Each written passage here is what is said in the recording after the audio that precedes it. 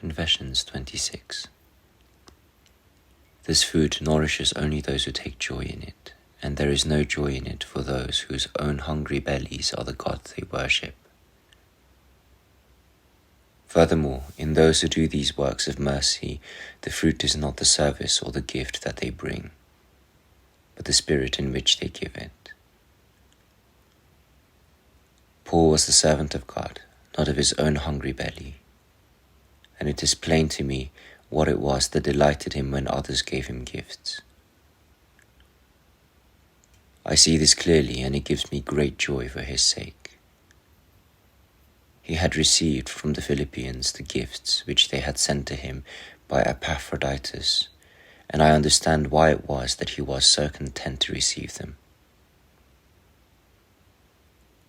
It was the joy that he felt on receiving their gifts that gave him nourishment. For he spoke the truth when he wrote, "It has been a great happiness to me in the Lord that your remembrance of me should have blossomed out afresh. You had never forgotten me." It was only that they had found it irksome to remember his needs, for they had in fact been enfeebled by a long period of listlessness. It was as though they had withered and no longer bore the fruit of good works.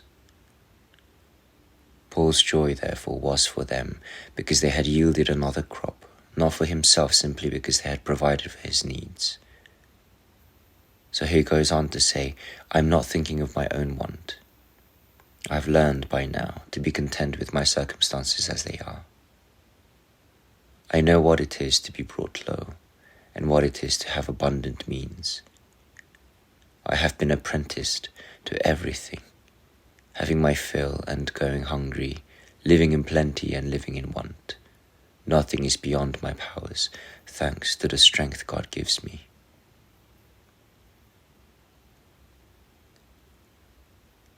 What then was the secret of this great man's joy? What was it that delighted and nourished this man who had been refitted for closer knowledge, so that the image of God who created him was his pattern? This living soul who had learnt so well how to master his passions. This winged thing who gave voice to hidden truths.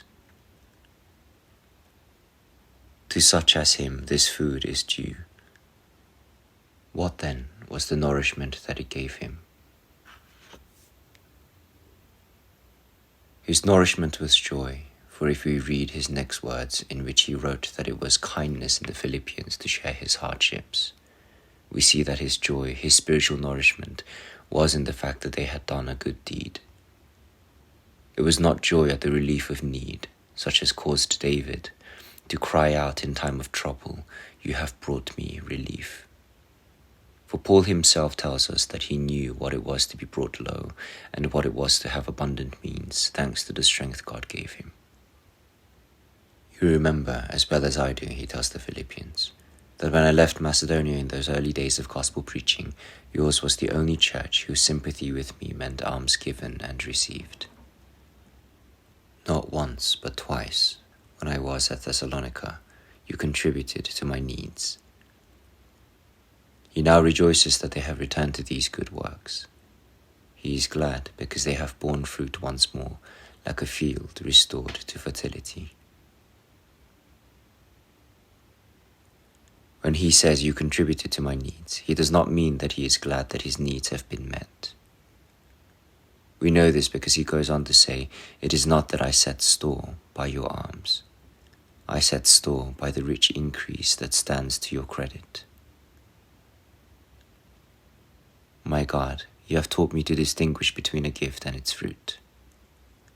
The gift is the thing itself, a necessity of life, given by one man to another.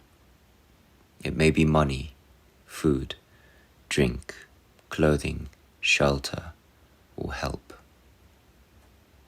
But the fruit is the good will, the right will of the giver.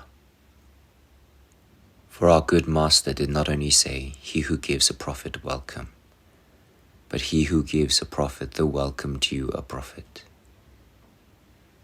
He did not only say, "He who gives a just man welcome," but "He who gives a just man the welcome due to a just man." If they welcomed them in this way, the one would receive the reward given to prophets, and the other the reward given to just men. Our Master did not only say, if a man gives so much as a draught of cold water to one of the least of these here, but also because he is a disciple of mine. And it was only after saying this that he added, I promise you, he shall not miss his reward. The gift consists in welcoming the prophet or the just man, or in offering the cup of cold water to the disciple, but the fruit consists in doing this just because the one for whom it is done is a prophet or a just man or a disciple. It was with fruit such as this that the widow fed Elias, for she knew that he was a man of God, and this was why she fed him.